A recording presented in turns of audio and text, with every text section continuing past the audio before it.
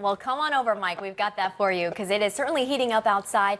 Many of you are starting to beautify your gardens, and there are some simple steps you can take to make sure you have a successful garden, because that's what we want. Here with some tips is the founder of Thomas Landscapes and our gardening friend, Derek Thomas. Hey, Derek. Let me first start off by saying welcome to the loft. Yeah. What do you think? I love your loft. Do you love it? Yes, I think these plants will look beautiful in the loft. I think they will. So I have personally started my garden. Some have died. What am I doing wrong here? Well, you're not doing anything wrong. What we've had is we've had really crazy extremes of temperature, and plants don't like that. We're in the 90s. That should be 4th of July weekend, not the end of May, okay? So what you want to think about now is to start treating your gardens as though we were already in summer. There's things that if you haven't done already, you should probably wait until fall or even next year. Things like pruning. Don't do any heavy pruning right now because it can hurt the plant. I almost threw out my arm. It can stress it out. My neighbor probably saw me out there for hours thinking, what is she doing? Well, yeah, water really, really deeply when you do a heavy pruning and the temperatures go up. Okay, and that's something that you should do.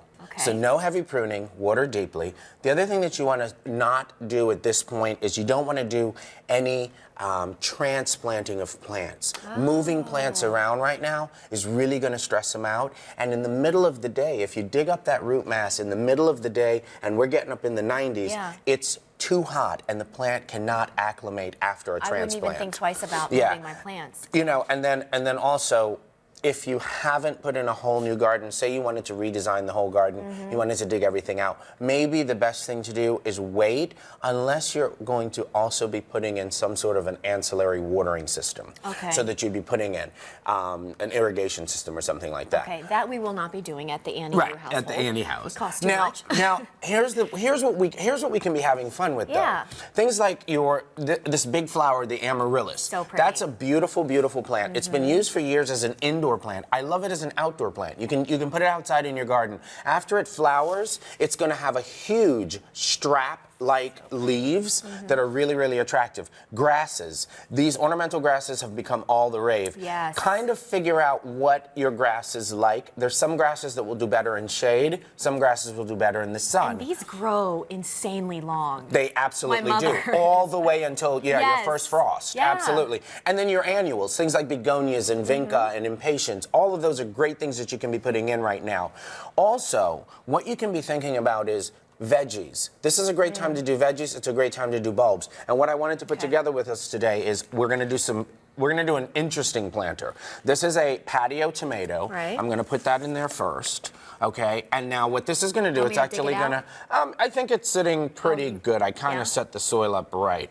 And the other thing while we talk about soil is you want to make sure this time of year that you're actually amending your soils. I'm going to add a vine to this. What that's going to do is it's going to give a little bit of interest because we are in the loft. If you have a loft space and you have a patio space, this will be a great pot to do. Now the reason I'm doing marigolds, I'm going to do a yellow one and I'm going to do an orange one, which are going to add a pop of color.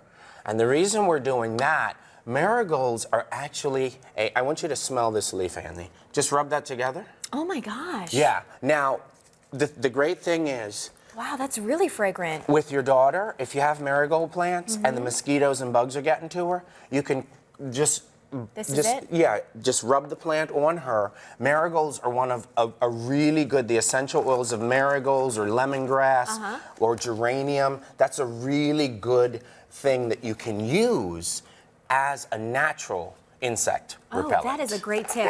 Real quickly, Derek, what are some plants that we should be doing now, like veggie plants, I mean? Tomatoes, peppers, any of your hot season vegetables.